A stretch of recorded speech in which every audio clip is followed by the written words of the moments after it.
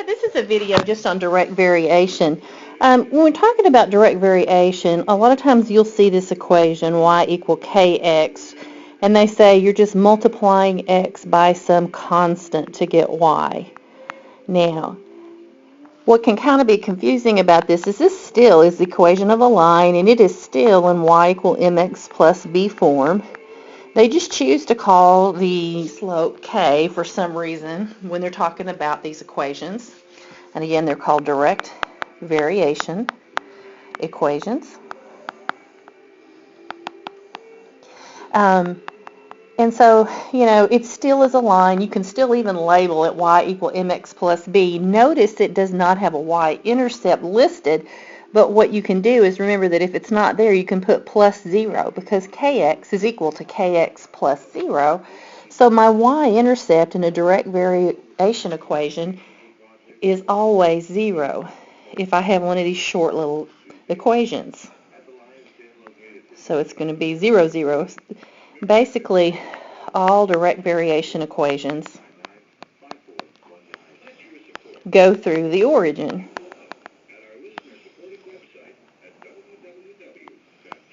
Okay? So, if I were to look at a graph of y equal kx, the slope, the k, it just depends on, the slope will just depend upon like the problem situation. These problems are used to represent proportions. So let's say I had an equation like a movie ticket cost $8. And you got some friends going to see the movie, okay? So you could write an equation where x equal number of friends and y equal the total cost of the tickets, depending on how many people you have. So you'd have a slope of 8. That's the rate of 8. The rate of the ticket is $8. Remember, rate and slope are the same thing. Okay? So I'd have a slope of 8. Now, one equation that I want to graph for you up here is the equation y equal x. That has a rate of the invisible 1, or a slope of 1, right? And its y-intercept would be 0.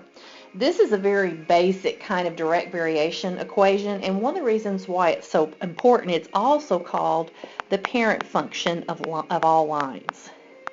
It's the simplest equation for a line that I can graph. And so I can describe other lines in terms of this one if I wanted to. If you think about it, if it's got a y-intercept of 0 and it has a slope of 1, that would be rise 1, run 1, rise 1, run 1, rise 1, run 1. Or I could even go down 1 to the left 1, down 1 to the left 1. I would have this line here. It splits these quadrants into 45-degree angles.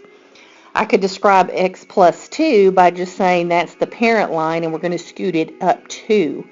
So a parent function can be used to help us graph other types of functions like it. So y equal x is a parent function. It also just happens to be a direct variation. Okay.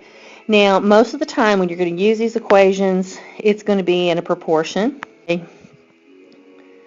Y equal 1 when x equal 2/3.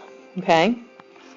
What is x when y is 4? Okay, so we can use this to write a direct variation equation. Now, one thing you can do is use a proportion to do this. If I want to write the equation, it's going to be y equal kx. Okay, so what I can do, I've got two choices here. I can make a proportion, so let's do that first. So if I make the proportion, it would be, let's say I put x on top and y on bottom of a fraction.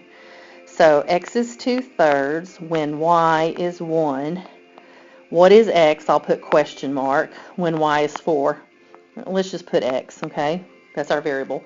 1 times x is x, and 4 times 2/3 would give me 8/3.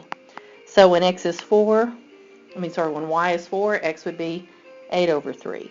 So I can solve equations like that just by making up proportions.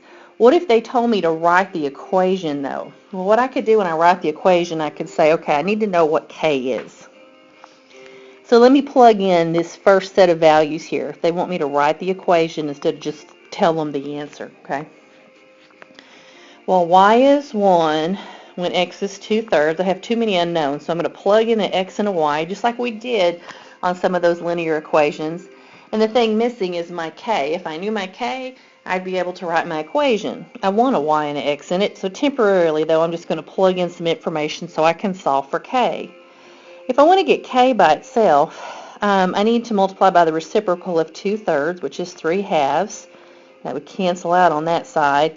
But if I have 3/2 times 1 on the other, I could see what k would be. K would be 3/2. So if I want to write the equation, if y is equal to k times x, now I know that k is 3/2, so I just stick it in, and then I want the x and the y, so I can plug a different x in and find out the y that goes with it. So when we're solving the type of equations you get with direct variation, you can use proportions to solve it. That's the easiest way. So we'll put use proportions to solve.